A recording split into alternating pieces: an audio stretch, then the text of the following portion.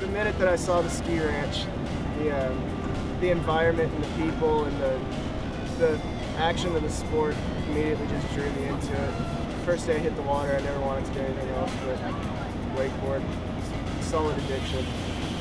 In the sport, the ski ranch has definitely been the key factor in the progression in my riding. If you're new to the sport, there's tons of ways to come out here and get involved in even competition. Competitions run from beginner and wake skate or wakeboard all the way up into the pro division, from locals to world-renowned riders.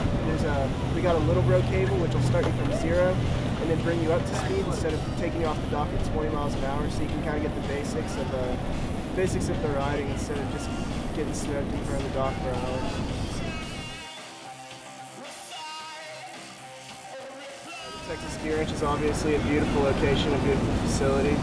But there's also Hydrus up in Allen Station. That's brand new. The guy that used to work here just built it up there. Everybody's talking about it. It runs the opposite direction as does Hydrus, so it's kind of throwing everybody for a little curve. But besides that, I mean, I'm kind of into the cable scene.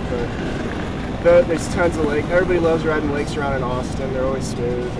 Always parties happening. So a bunch of competitions that you should be looking out for up here at the ski ranch. There's cable stock starts on May 4th, and it's always huge. So there's a bunch of concerts, and it's the first stop of the Triple Crown of the World Series this year. So it should be huge, and it starts up next month. And then throughout the summer, there's showdowns for everybody to qualify for the national points chase in September at some point. So this will all be fun.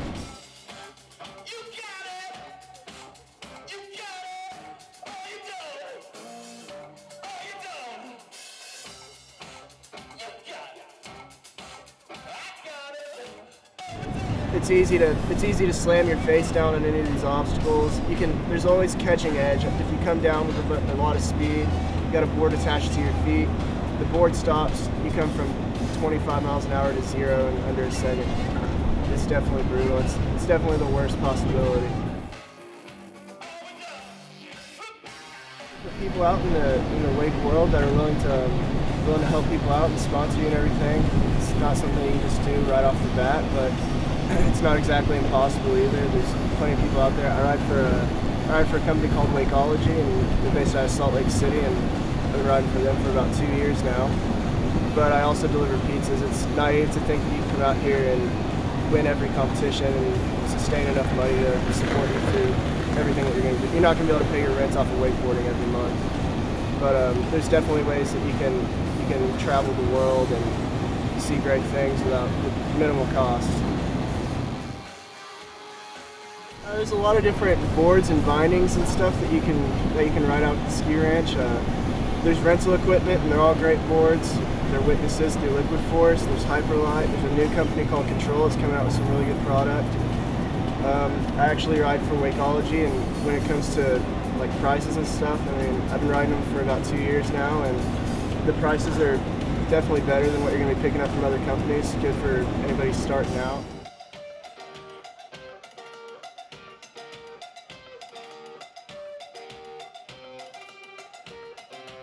Wakeboarding is pretty much wakeboarding. The similarities between the cable and the boat, I mean, if you watch it, it's pretty much the same. You get up, you ride, you put your arms out in front of you, but when it comes to a little more advanced tricks and riding, the cable and the boat are definitely two opposite sports of the spectrum.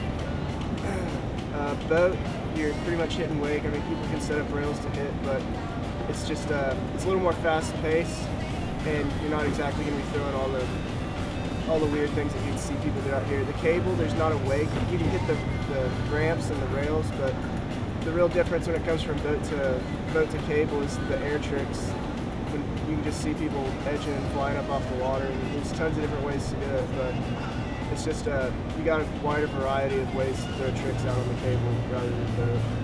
There's a lot of different tricks that are possible to do, especially when it comes to air tricks. You can do them off your heels, your toes. Out here, if you're going to be in a competitive standpoint, you have to be able to do it switch and regular. But some of the tricks that I was working on today, I was doing falling on a lot of roll-up blinds, which is kind of like a reverse somersault. Then you spin a backside 180 and land with a handle behind your back.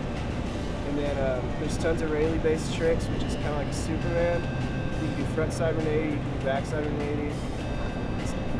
You can do tricks off your toes. I mean, there's tricks called 90210. It's just a toe side Rayleigh and a front side 360. I don't know, you can spin it just about any way. Recent trick that I was working on was switch roll blinds, which is that reverse somersault that I've fallen on all day. The hammers when it comes to competition, got Dum Dum, which is a toe side front flip and a backside 360. Maybe work heel side, backside 5s, or switch toe side, front side 7s. And then, I don't know, rails are always fun. There's tons of different ways to hit the rails and tons of different things to do. The ski wrench makes you sign a waiver. Of course, you always have to wear your helmet and a Coast Guard approved life jacket while you're riding out here. I actually ride for Wakeology, and when it comes to like prices and stuff, I mean, I've been riding them for about 2 years now, and the prices are definitely better than what you're going to be picking up from other companies. Good for anybody starting out or all the way up to the advanced division. I mean, as I said, like CWD, there's a lot of pro riders that ride for CWD out here, and I mean, pretty much any company. Out at the cable, you're going to want to stick with something a little more of a grind base, just because you're definitely going to wear through boards fast, hitting structures and stuff. But I mean, you can always find a deal. I don't know what else to say really.